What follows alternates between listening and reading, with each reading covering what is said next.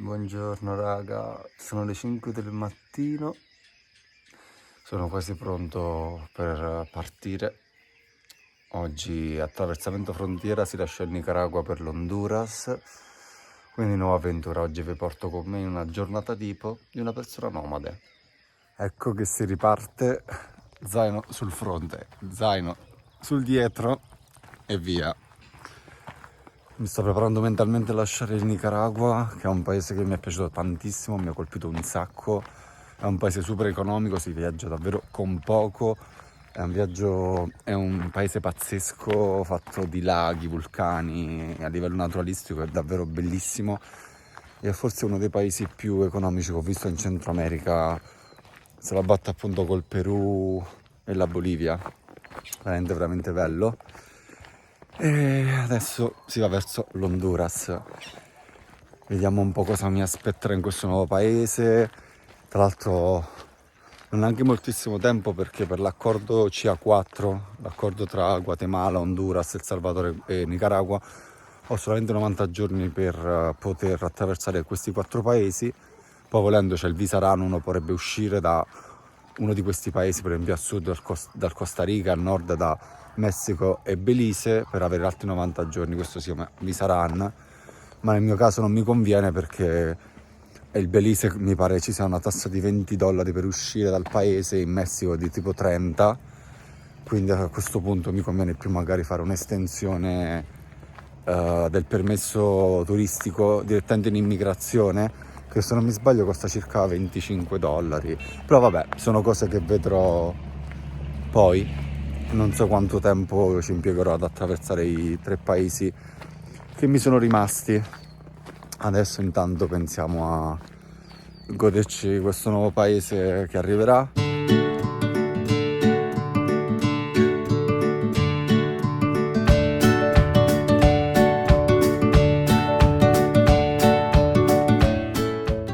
Sono appena arrivato in frontiera, mi hanno già fatto il primo controllo, adesso si va a pagare la tassa di $3 di uscita dal Nicaragua, quindi devo andare in immigrazione, devo trovare l'ufficio e poi mi fanno il timbro sul passaporto e poi si va in Honduras. Non si capisce niente, è pieno di camion. Dove sarà l'ufficio immigrazione? Ufficialmente fuori dal Nicaragua, ho pagato la tassa, non mi hanno fatto il timbro sul passaporto, non so perché, però va bene, tanto l'ho ricevuta e adesso devo seguire questa lunga fila di camion fino all'immigrazione honduregna. Sono ufficialmente in Honduras, nuovo paese, è stato facilissimo, in realtà più semplice rispetto all'entrata in Nicaragua, non mi hanno fatto neanche una domanda, timbro, ho pagato i $3 di ingresso, di tassa e ciao. Adesso vado a cercare il bus che mi porterà a San Marco, una cittadina vicina, la prima cittadina della frontiera, per poi andare in capitale e poi da là a Comayagua. Primo pasto honduregno, non mi ricordo come si chiama, comunque una piadina di tipo farina di trigo, come si dice in italiano il trigo, farina normale con fagioli e queso, formaggio.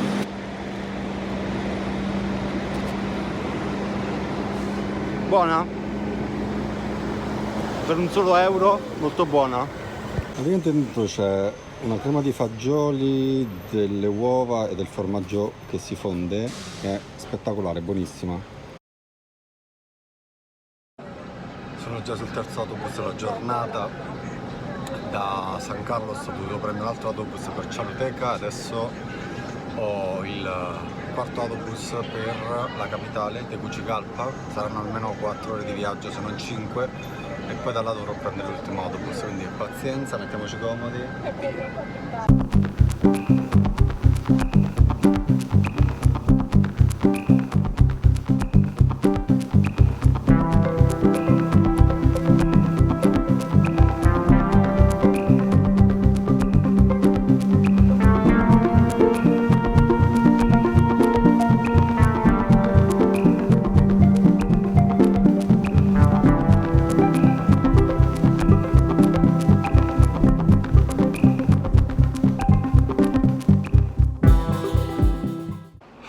6 ore di bus sono arrivato a Tegucigalpa, la capitale dell'Honduras. Madre mia, è stato un viaggio lunghissimo, tipo 6 ore, il bus è lentissimo, a un certo punto siamo stati fermi un'ora per caricare tipo 50 sacchi di sabbia, però va bene, sono arrivato, sono in aeroporto, adesso devo prendere un altro bus perché non è finita, devo andare alla mia destinazione finale che è Comayagua. Adesso andiamo a cercare l'autobus. Questa è la vista da fuori l'aeroporto, la città non è proprio invitante, poi mi ricorda le città anche sudamericane con tutte le case arroccate sulla montagna. E poi rispetto a Nicaragua un botto di catene americane di fast food, c'è anche un McDonald's laggiù. Alla fine mi tocca prendere il bus caro qua in aeroporto. Ho provato ad andare dall'altro lato sulla strada principale a cercare bus di quelli più economici, quelli popolari diciamo, però ho chiesto a tante persone, tutti mi davano informazioni diverse, finché ho trovato due signori che mi hanno raccontato che primero è troppo tardi e che quindi i bus che passano di qua non vanno diretti a Comayagua, ma sarei dovuto andare in un altro punto e poi prendi un altro autobus, ma siccome è molto tardi e c'è molto traffico, il rischio è di arrivare e non trovare bus e quindi poi di rimanere di notte in capitale, che insomma non ha proprio una buona reputazione. Poi non ho proprio nessuna intenzione di stare qua, città super caotica, brutta, no. Quindi mi toccherà pagare questi 6-7 euro tipo, però va bene. La sicurezza prima di tutto in viaggio.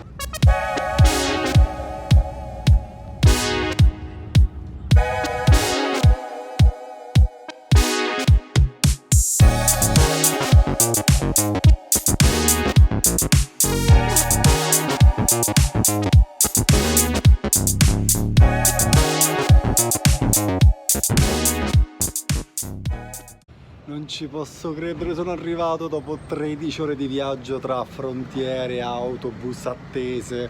Sono partito stamattina alle 5:30, adesso sono le 6:30. È stato un viaggio interminabile, però sono arrivato, ce l'ho fatta. Adesso devo aspettare Alejandro, che è un ragazzo honduregno che mi ospiterà a casa sua. Ci siamo conosciuti tramite Couchsurfing, quindi non ci siamo mai incontrati, ci conosceremo oggi. E super contento di arrivare qui in Honduras, ormai 13 ore di viaggio sto fuso. Dicevo, super contento di fare questa prima esperienza nel paese con una persona local. Il primo impatto è che il paese mi sembra molto più sviluppato e moderno rispetto al Nicaragua, pieno zeppo di catene americane. E non lo so, mi ricorda un po' Panama, che a sua volta mi ricorda gli Stati Uniti. Mi sembra che ci sia una grossa influenza statunitense, ma lo approfondirò, vediamo. Ecco, che aspetto il mio amico che arriva. Dice che tra 10 minuti è qua. Che dire raga, questo fa parte del viaggio. Le attese, le lunghe attese. Ci vuole tanta pazienza perché qua in America Latina gli autobus sono molto lenti, il servizio è quello che è, però fa parte del gioco e va bene così. Adesso che sono arrivato mi voglio solo godere questo nuovo posto e riposare sicuramente. Per almeno 2 giorni non voglio vedere autobus. Oggi la giornata inizia con un bel avocado toast. Yummy. E poi mancabilmente un bel caffècito. Così iniziamo bene la giornata. E buongiorno dalla mia primissima città honduregna, Comayagua. Mi trovo a casa del mio couchsurfer, Alejandro, che adesso è al lavoro. Vi faccio fare un breve tour della casa per farvi capire dove sto alloggiando. Posto veramente carino. Questo è tutto lo spazio che c'è fuori casa. Questi sono i suoi 2 cani, dei birbantelli. È vero che voi 2 siete dei birbantelli? È vero? Birbante? Birbante? Poi qua c'è un'ampia cucina, una sala da pranzo, un salotto, qui c'è un bagno e poi salendo di su, la casa è enorme, sono tipo 2 piani. C'è un altro piccolo salottino Questa è la mia stanza, già, ho una stanza tutta per me, abbastanza grande. Poi qui ci sono altre stanze, non so esattamente cosa, e un piccolo bagno.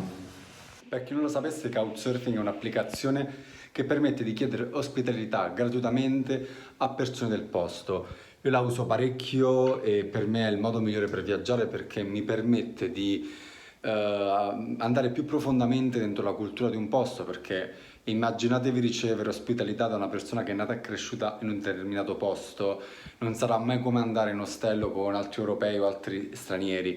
Io di solito preferisco sempre viaggiare e conoscere le persone del posto perché questo appunto mi permette di conoscere meglio la cultura, di anche praticare la lingua, in questo caso lo spagnolo, e di conoscere meglio gli usi e i costumi del paese dove sto viaggiando. E Couchsurfing è un ottimo modo per farlo perché appunto connette persone del posto con i viaggiatori e ho avuto appunto la fortuna e il privilegio di essere ospitato da Alejandro in casa sua. Ciao, io devo uscire, ci vediamo dopo. È ora di andare in centro, devo fare delle commissioni, devo andare in banca a cambiare gli euro e l'empira, che è la valuta honduregna, devo fare la spesa e devo prendere degli occhiali che mi si sono rotti, quelli da sole, perché io senza occhiali da sole non ci riesco.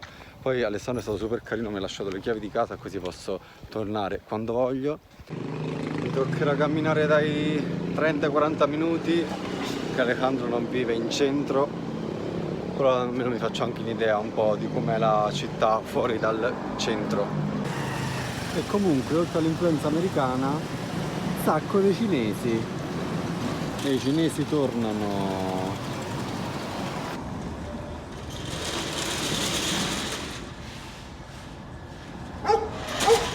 Dopo aver fatto un paio di giri ho trovato una banca con un cambio buono, alla fine ho perso solo 2 euro sul cambio, che ci sta, su 100 euro. E anche se è stata un po' strana perché non l'ho fatto tipo ufficialmente allo sportello della banca, ma ho chiesto a uno della sicurezza e non so, questo ho chiesto in giro e una signora mi ha fatto il cambio così senza né chiedermi il passaporto, senza neanche una ricevuta, tutto questo dentro la banca.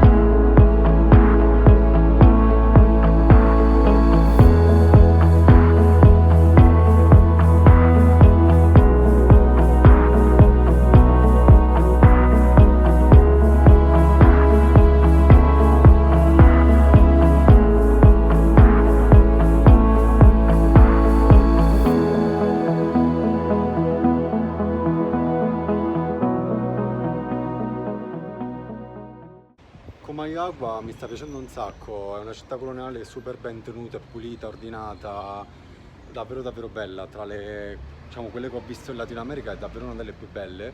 Sono le 9 del mattino e faccio colazione nel parcheggio di non so dove con una baleata a soli 50 centesimi.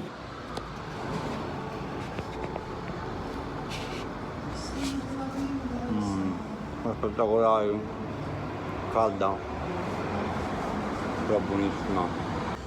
Dopo la baleata mi è venuta una sete e ho trovato per 80 centesimi una bella bustina di acqua di cocco con pezzetti di cocco dentro. Qua è super comune trovare le bevande nelle buste, quindi coi denti si rompe l'angolo e si beve.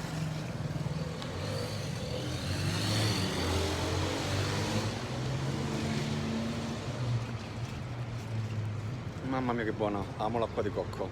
E poi quando finito di bere ti rimane tutta la bella polpa di cocco da mangiare. E tanti un mangio e bevi. Adoro. Adesso continuando a passare per il centro vorrei andare a fare anche un po' di spesa che c'è un posto che conosco che è una catena, dovrebbe esserci anche qua, quindi andiamo. Sono entrato nel mio primo supermercato honduregno, ma mi sembra tutto molto posh. Credo che i prezzi saranno alti, ma diamo un'occhiata. Allora, in realtà non è così tragica, per essere un supermercato più curato, diciamo, i prezzi, diciamo, delle cose base che metto nel mio paniere come farina, granola, latte, sono ok. Frutta e verdura secondo me al mercato si trova più economico. Tutto imbustato, aiuto, tutta plastica. Poi come ci si allontana dal centro storico, ecco che tornano le classiche città sudamericane, anzi latinoamericane. Caotiche, coi mercati, gente che vende frutta e verdura dappertutto, adoro.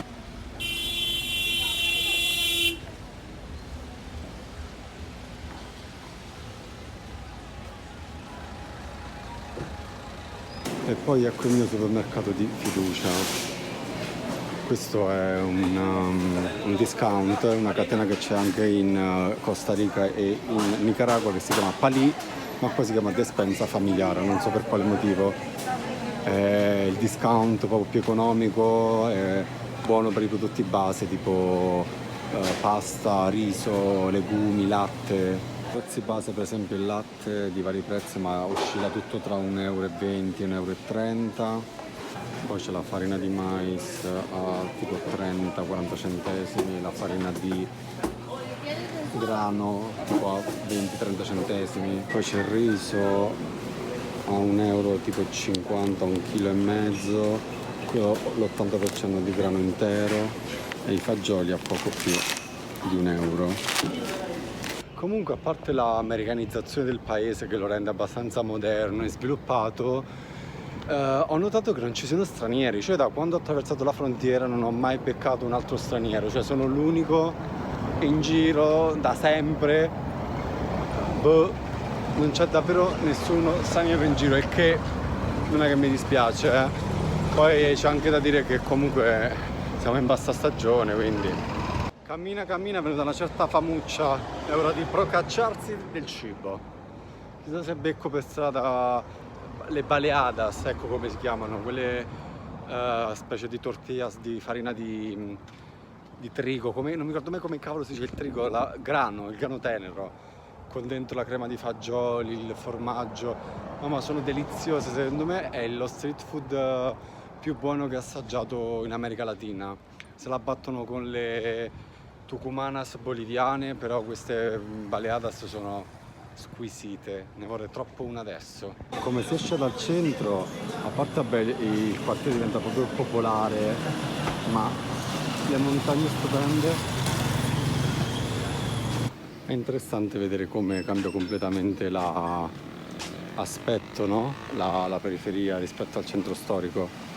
Tutto un po' più sganganato, però c'è la natura che prende un po' il sopravvento, carino, mi piace. Jugo de guayaba, molto buono, l'ho trovato a un mini market questo succo naturale. Ma raga, oggi sono tipo 30 gradi e la cosa divertente è che loro questo lo chiamano inverno, quindi immaginatevi l'estate che cosa può essere qua. Diciamo che adesso dovrebbe essere stagione delle piogge, ogni tanto piove e quindi si alza il livello di umidità e cioè non so se si percepisce, ma raga, cioè sto tipo gocciolando. È il momento di rientrare per cercare un po' d'ombra, ho bisogno di ombra. Sorry, questo è il succo di guayaba. E rientrare e mettermi anche un pochino a lavorare, perché questo fa parte della mia quotidianità, quindi editare un po' di video, rispondere alle mail, insomma cosine che servono per mandare avanti questo viaggio. Non ci credo, un po' d'ombra. Finalmente arrivato a casa e ho trovato una bella sorpresina, vi faccio vedere cosa. I cani di Alejandro mi hanno cagato nella stanza! Thank you. Niente, alla fine sono tornato a casa e ho deciso che mi cucinerò del riso con delle verdure, perché sono giorni che non le mangio e ne sentono necessità. E poi tra l'altro tutto questo 3 euro e ci mangio almeno 3 giorni. Allora vi faccio un riso all'aglio proprio come mi ha insegnato Adam, che è un signore peruano che ho conosciuto in Amazzonia. Quindi si mette a soffriggere l'aglio, dopodiché si aggiunge il riso, la quantità desiderata, un altro po', lo salo e poi aggiungo l'acqua in proporzione, quindi 2 parti d'acqua e una di riso e si lascia cuocere, non si fa bollire come facciamo in Italia, che viene una porcheria. Ho aggiunto anche un po' di quinoa e aggiunto l'acqua, adesso si fa arrivare ad ebollizione, poi si mette a fuoco minimo e si aspetta che arrivi a cottura. Mentre il riso va, ho messo a fare broccoli e cavolfiori con semplice aglio, peperoncino e olio d'oliva, che è l'unica cosa che ci spendo, perché cucina con l'oliaccio di semi di soia che usano qua, anche no grazie. E il pranzo è servito, riso stile cino con salsa di sesamo, broccoli, cavolfiore e uova. Approvi il cibo? Approvato? Raga, come avete visto, questa è la mia quotidianità, quella di una persona nomade che è fatta sicuramente di tanti spostamenti. A me piace muovermi, vedere nuove destinazioni, questo insomma è tipico di chi fa una vita nomade costantemente in viaggio. Ma la mia quotidianità è fatta anche di cose più semplici che fanno parte un po' della vita di chiunque, come fare la spesa, cucinare, sbrigare magari delle faccende, commissioni, come nel mio caso è stato andare in banca a cambiare soldi. La mia quindi è una vita dinamica, sempre in movimento, ma allo stesso tempo una vita dove devo fare molta attenzione alle spese, perché non avendo delle entrate fisse, non avendo un lavoro fisso, devo stare molto attento a quello che spendo. Come avete visto, per esempio, in questa occasione ho usato il couchsurfing che mi permette di risparmiare sull'alloggio, ma soprattutto di entrare più in profondità nella cultura di un paese stando a casa di persone locali. Quindi evito di andare a mangiare fuori, prediligo il cucinarmi in casa, perché ovvio la spesa al mercato locale costa molto meno. E poi tante piccole cose, a volte faccio autostop per risparmiare sul trasporto. Piccole cosine che mi aiutano a tirare avanti, specialmente, come dicevo, per me che non ho un lavoro fisso. Ma nel mio quotidiano c'è anche una bella dose di relax, in questo caso su un canale del fiume Yohoa in Honduras. Comunque non è tutto rose e fiori. Quella nomade è sicuramente una vita che richiede tanti sacrifici, rinunce, bisogna fare delle scelte. Alla fine questa non è una vacanza perenne e, come nella vita di tutti i giorni, la vita di chiunque, anche chi vive in città, bisogna arrivare a fine mese, magari non ho un affitto, le bollette, la macchina, l'assicurazione, ma viaggiando tanto immaginatevi che in ogni posto ci sono sempre cose da vedere, e cose da vedere significa cose da pagare. Però la differenza è che io cerco di vivere come un local, questo è il modo che mi permette di continuare a viaggiare senza spendere tanto, perché poi, come dicevo prima, alla fine quello che ti fa spendere è vivere come un turista. Io dico sempre che c'è una grossa differenza tra essere un turista e un viaggiatore, e alla fine mi comporto come un local, quindi prendo i trasporti pubblici, mangio dove mangiano i local, cerco appunto di comportarmi come uno di loro, e questo sicuramente aiuta a poter viaggiare a lungo termine. Comunque ho già fatto altri video dove parlo di come mi mantengo, com'è la vita di una persona nomade, quanto costa vivere così, quindi se vi va andateveli a vedere, vi lascio giù in descrizione qualche riferimento a questi video. Per il resto raga, spero che il video vi sia piaciuto, mi raccomando lasciate un like, un commento e iscrivetevi al canale. Sono gesti semplicissimi che non vi costano nulla, ma che per me fanno una differenza enorme e che mi permette di aiutare a crescere il canale e di far arrivare i miei messaggi a più persone possibili. Se invece vuoi rimanere costantemente aggiornato sul mondo dei viaggi e della crescita personale, mi raccomando, fai accesso al gruppo Telegram, trovi il link sia in bio che in descrizione, siamo oltre 60, quindi mi raccomando entra a far parte di questa community di randaggi. Lì raga racconto costantemente dei miei viaggi, del mio stile di vita, tengo sempre aggiornati sui miei spostamenti, do consigli su tutte le destinazioni che visito e molto di più. Vi tengo sempre aggiornati, vi do notizie in anteprima, quando ho delle offerte, delle cose ve le mando sempre, quindi mi raccomando vi aspetto sul gruppo Telegram. Ci vediamo al prossimo video.